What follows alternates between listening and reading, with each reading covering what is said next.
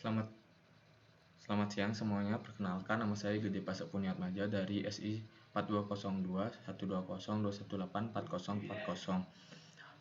Hari ini saya akan mempresentasikan materi modul 8 APSI.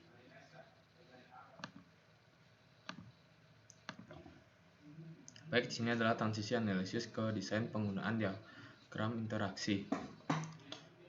Nah, tujuannya adalah menjelaskan tujuan dan unsur-unsur model desain, mengidentifikasi elemen-elemen penting dari dalam diagram komunikasi UML, membuat tampilan diagram dengan komunikasi model desain, mengidentifikasi elemen penting dari diagram urutan UML, membuat diagram urutan model desain. Lalu ada peta proses. Di sini ada gambarnya ya dan penjelasannya, ada stakeholder dan lain-lainnya. Di sini saya akan memperkenalkan model desain. Model desain dibuat dari model persyaratan, use case, dan model domain. Model desain digabung dengan model arsitektur untuk menghasilkan model solusi. Diagram interaksi. Diagram interaksi UML adalah nama kolektif untuk diagram berikut: diagram urutan, diagram komunikasi. Sebelumnya dikenal sebagai diagram kolaborasi, yaitu diagram ikhtisar interaksi dan kombinasi diagram aktivitas dan diagram urutan.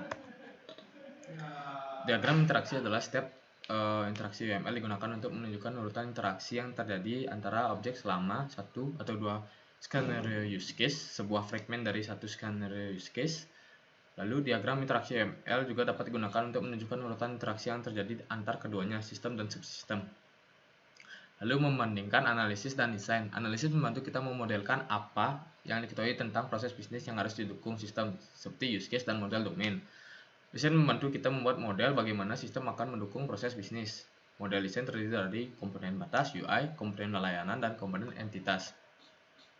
Nah, entitas ketahanan adalah proses yang membantu dalam mengidentifikasi komponen desain yang akan diperlukan dalam model desain. Berikut gambarnya di bawahnya ya. Lalu analisis ketahanan. Masuk untuk analisis ketahanan adalah kasus penggunaan, skenario use case untuk kasus tersebut, diagram aktivitas use case jika tersedia, dan untuk use case tersebut model domainnya. Keluaran dari analisis robustness adalah model desain biasanya ditangkap dalam interaksi UML diagram dengan komponen desain seperti batas layanan dan komponen entitas. Komponen batasan. Kelas batasan komponen digunakan untuk memodelkan interaksi antara sistem dan aktor, yaitu penggunaan dan sistem eksternal. Abstraksi layer UI, komponen UI tingkat tinggi, dan komponen batasan harus dikaitkan dengan setidaknya satu aktor. Komponen layanan. Kelas komponen kontrol layanan mewakili koordinasi pengurutan transaksi dan sering digunakan merangkum kontrol yang terkait kasus penggunaan tertentu. Nah, gambarnya ada di bawah ini ya. Lalu komponen entitas digunakan untuk memodelkan informasi yang berumur panjang dan sering persisten. Entitas biasanya bersesuaian dengan objek domain. Sebagian besar entitas gigi, entitas dapat memiliki perilaku yang kompleks. Lalu ada komponen layanan dan entitas. Di sini gambarnya ya, penjelasannya di bawahnya, yakni objek layanan akan sering mengontrol objek entitas yang sesuai. Objek layanan dapat didelegasikan ke objek layanan lainnya. Lalu komponen batas dan entitas. Di sini komponen batas sering dapat mengambil atribut dari komponen entitas lainnya, seperti gambarnya di bawah ini ya. Lalu menjelaskan proses analisis robustness. Pertama, pilih use case. 2, buat diagram komunikasi sesuai urutan. 3, ubah diagram komunikasi menjadi diagram urutan atau sebaliknya. Nah, dalam mengidentifikasi elemen ada beberapa berikut, seperti object node, sequence number, seperti gambar yang di bawah ini ya. Lalu mengidentifikasi elemen-elemen diagram komunikasi, seperti contohnya gambarnya di sini. Variasi dari diagram komunikasi yang sebelumnya, variasi yang dari slide sebelumnya ya. Lalu elemen pesan yang dapat menunjukkan nama pesan, panah arah, nomor urut yang menggunakan urutan pesan, daftar parameter, kondisi penjaga yang menunjukkan pesan bersyarat, parameter pengembalian.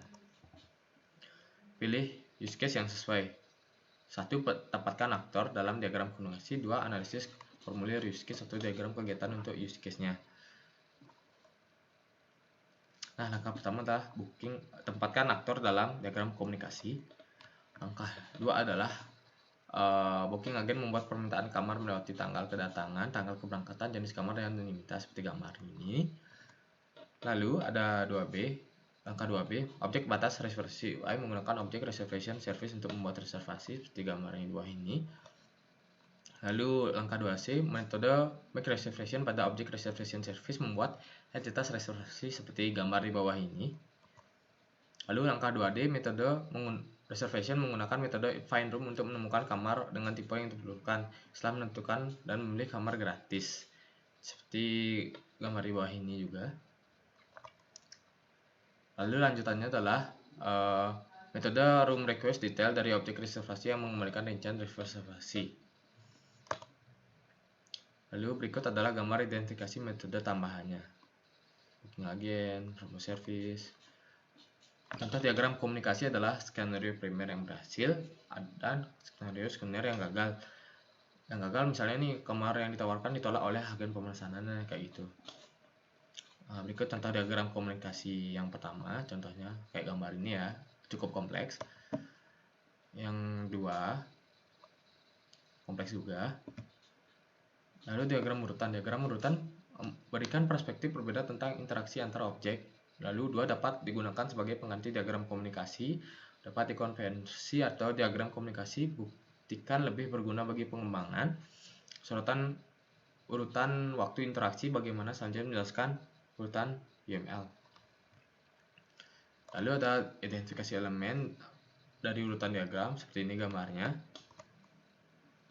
Lalu ada fragmen. Nah, di sini penggunaan fragmen meliputi menampilkan loop urutan, menampilkan jalur alternatif, mengizinkan dua skenario atau lebih ditampilkan pada satu diagram, menampilkan reservensi ke fragmen diagram sequence, rencananya memungkinkan Anda untuk memecah diagram besar menjadi beberapa diagram yang lebih kecil. Nah, berikut contoh fragmennya. Nah, di sini ada diagram sequence pohon, berikut memperlihatkan tampilan yang lebih rinci dari creation reservation. Skenario berhasil, skenario tidak berhasil, dan urutan fragmen yang memperlihatkan detail lebih halus dari fragmen get resolution detail. Nah, berikut gambarnya. Ini juga gambarnya. Ini juga gambar dari urutan diagram fragmen. Nah, ringkasannya, diagram interaksi digunakan untuk mengidentifikasi komponen desain yang memenuhi kasus penggunaan. Interaksi objek dapat divisualisasi dengan UML, yakni dua diagram komunikasi dan diagram urutan. Baik, sekian dari presentasi saya untuk modul 8. Nah, saya ada pertanyaan, penggunaan fragmen meliputi apa saja? Nah, jawabannya bisa dikirim ke pasapuniatmaja19@gmail.com. Terima kasih.